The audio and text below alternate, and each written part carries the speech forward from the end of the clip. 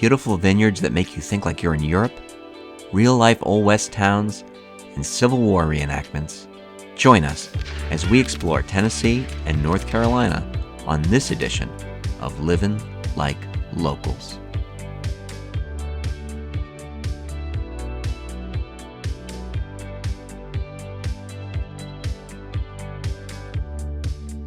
On this edition of Livin' Like Locals, we're exploring the wine country of North Carolina.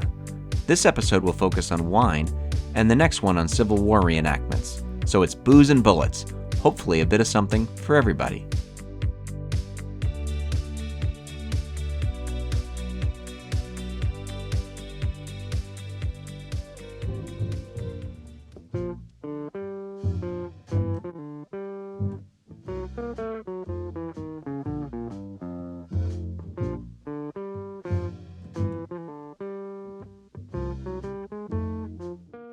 Hi, we are in North Carolina doing wine tasting. We did an early flight down here so we could get in as much wine tasting as possible. We're at our first winery, Shadow Springs Winery, and Kathy and I are in a lot of trouble. And this is because we actually really like the wines a lot, which means that if this is what the first ones are like, we got problems going forward.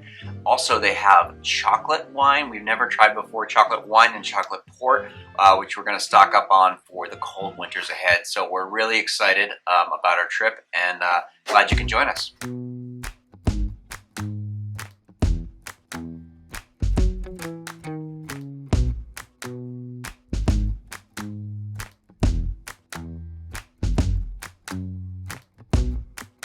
The North Carolina wine region has been making wine since the 17th century, but in the last decade or so, it's exploded in popularity.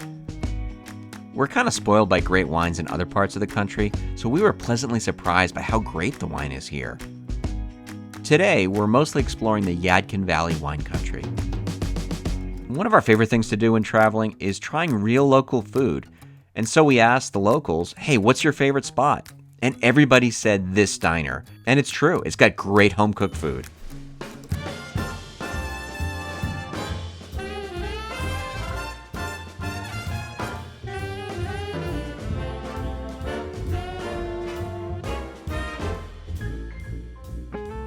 This winery made me do a double take. It looks like you're actually in Italy.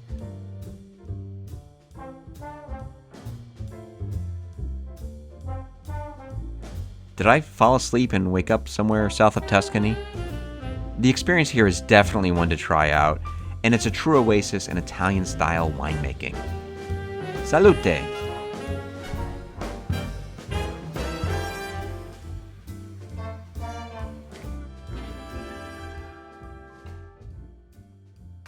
Hey, we're at Piccione Winery, and it feels like we're in Italy. The view is so great. It's a relaxed, chill vibe here, and their rosés are amazing. It's super dry, highly recommend it. And if you really want a taste of Italy, you should come here in North Carolina and feel like you're there.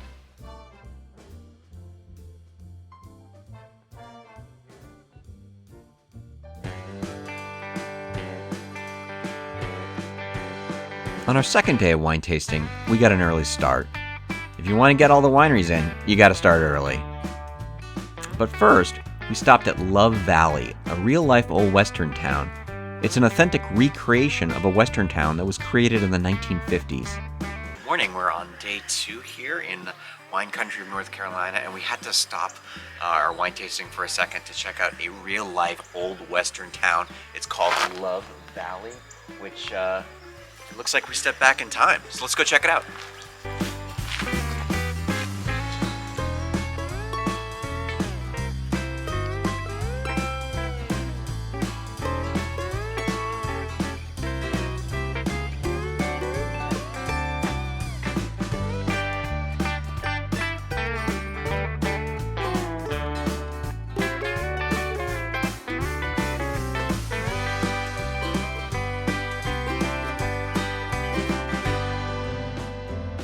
We're on the road again. When we taste wine, it's serious business, and we've got miles to go until we taste.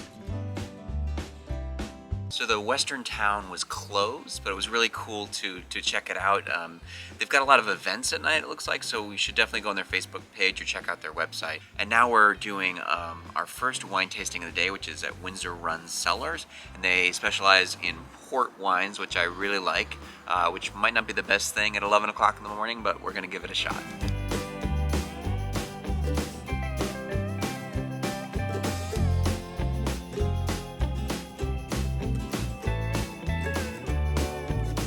Hey, so one tip we do every time we go to a place, we ask the locals what is their favorite place for lunch or dinner, for snacks, and hands down every winery we've gone to so far has said you have to eat at this Amish general store. It's the Shiloh store, and they say it's the best sandwiches in the whole area. So it was closed yesterday, we're here today, and we're excited to check it out.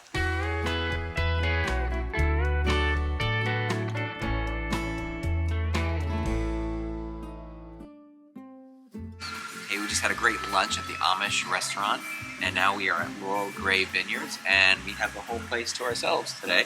And we're on this wonderful open air porch, and we have a wine flight, and we're ready to continue our North Carolina wine adventure. Hey, this is Kathy with Livin Like Locals. So we're here at Layrel. We did a wine flight of the red wines, and I didn't personally like them as much. They were actually really good, but I'm getting more into some more drier, heavier reds. These were a little bit lighter, more fruity, and so it just wasn't for me today. But they had a Chardonnay on their wine list, and I thought, gosh, let me try this. I haven't seen a Chardonnay yet. So I got their Chardonnay, and I actually have to say it's really, really good. This is a buttery, heavier Chardonnay. I have to say a long time ago I loved buttery, heavy Chardonnays, then I got out of it, but I'm really back into it now. So I would definitely recommend coming here to Layrel. Try their reds, try their wines, but I'm going to take home the bottle of the Chardonnay today. Cheers.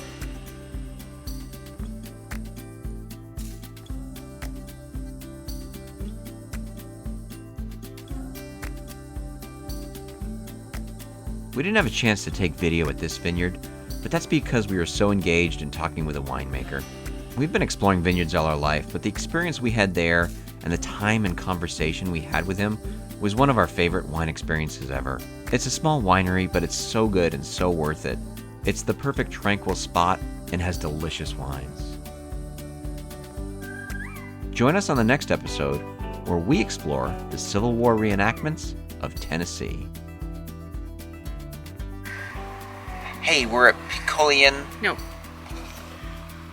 Piccione. Okay. Like pitcher. Hey, we're at Okay.